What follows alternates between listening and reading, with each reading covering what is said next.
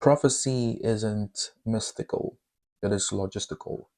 If you control the symbols, rituals, and the architecture of belief, you control what a population thinks is inevitable.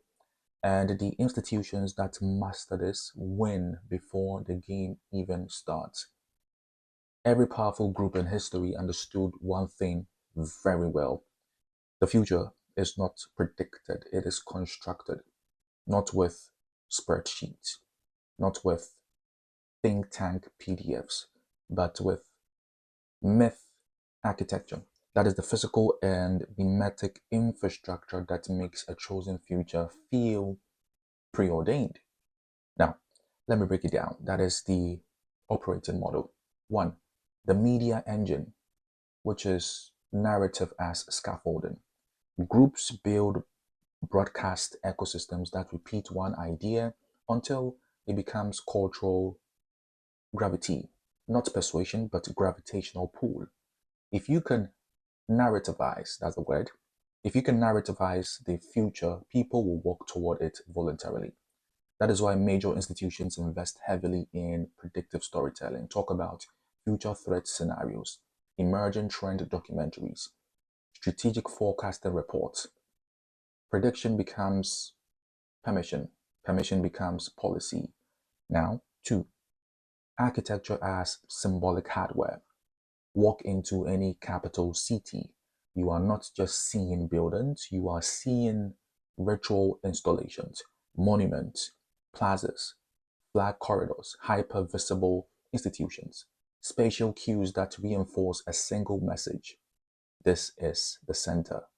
This is who decides. Humans trust what feels permanent.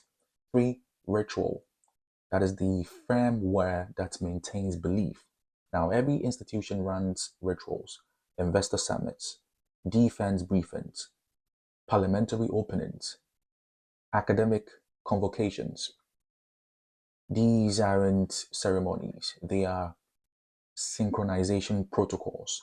They make everyone inside the system update to the same worldview. The world thinks prophecy is about foresight. It is actually about orchestration. Now, this is where my solution fits in.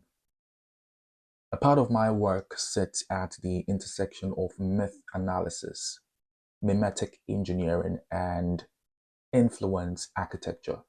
That is building frameworks for institutions, governments, and visionary leaders who must design futures that feel inevitable, not negotiable.